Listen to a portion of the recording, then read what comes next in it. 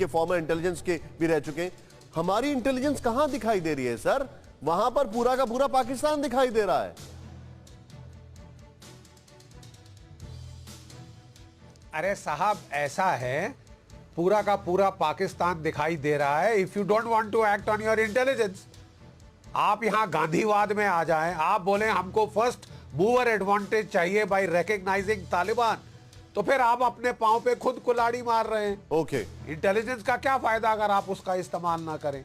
Number एक। Number दो, let me tell you, Pakistan के DGISI वहां पे एक गवर्नर जनरल की तरह सैटरडे से काबुल में उनके जो सीरीना होटल में अड्डा जमा के बैठे हैं।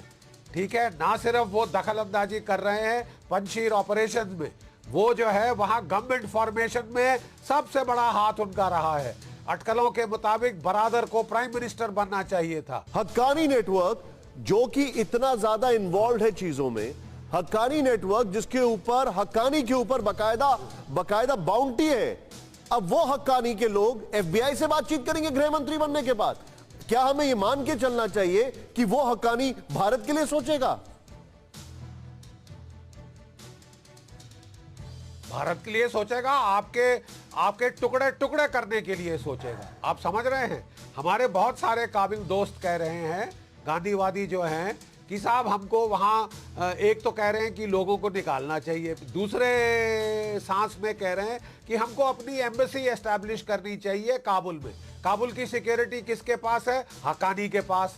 कल आपके पूरे जो डिप्लोमेट वहाँ जाते हैं बेचारे, मेरे अच्छे दोस्त जिनमें शामिल हैं, ठीक है, वो वहाँ पे उनको वो बना लें हॉस्टेज।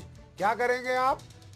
क्या करेंगे आप? मतलब पागल लोग हैं ये। सबसे ज्यादा टेररिस्ट जो भारत पे चोट करना चाहते हैं वो वहां इंचार्ज बनाए हैं ISI ने।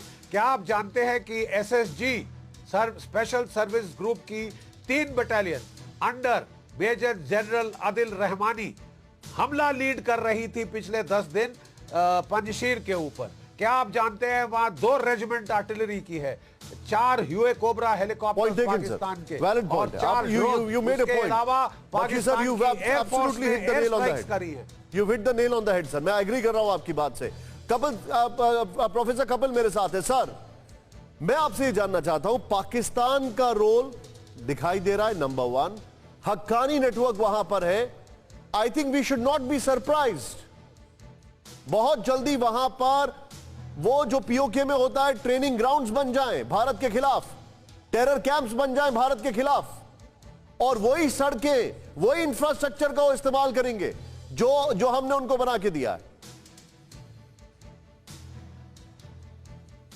कपिल साहब जी, आपको याद होगा कि ये सब जो हो रहा है इस समय पाकिस्तान कर रहा है, ये आज से 3 हफ्ते पहले जब डिबेट आपके यहाँ हो रही थी, उस समय मैंने ये कहा था कि पाकिस्तान फोरफ्रंट पे है इसके अंदर। आप सही कह रहे हैं। कुछ लोग ये मानने को तैयार नहीं थे कि नहीं साहब पाकिस्तान इंटरफियर नहीं करेगा, इंटरनेशनल पोजीशन है, ये पोजीशन है।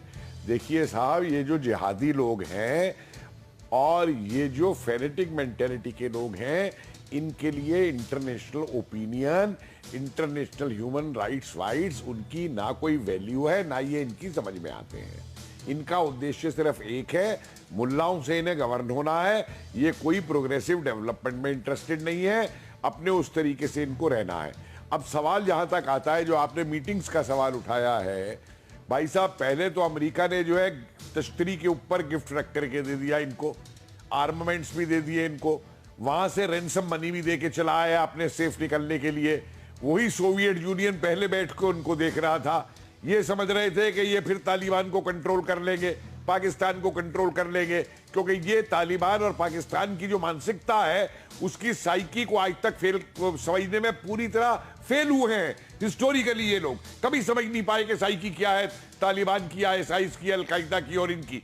और अब जब ये इन्होंने देखा कि अब तो फिर हाथ से निकल गई, ये समझ रहे थे वो लिबरल तालिबान है, लिबरल तालिबान गवर्नमेंट बना लेगा अफगानिस्तान में, हम उसे कंट्रोल कर लेंगे, वो दोहा के थ्रू, वो करजाई के थ्रू, इन लोगों के थ्रू।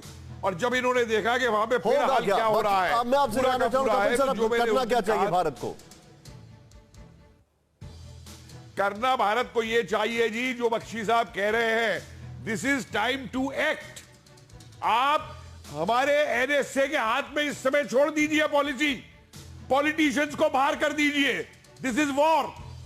हमारे जर्नल्स और हमारे एनएसए को खुला छूट दे दीजिए। क्या करेंगे सर? ये बात करना अच्छा लगता है, लेकिन किसी बालकोट वगैरह किसी टेरिटोरियल कंट्री के किसी टेरिटोरियल एरिया में हस्तक्षेप, ये शायद बहुत सारी चीजें इसमें खिलाफ में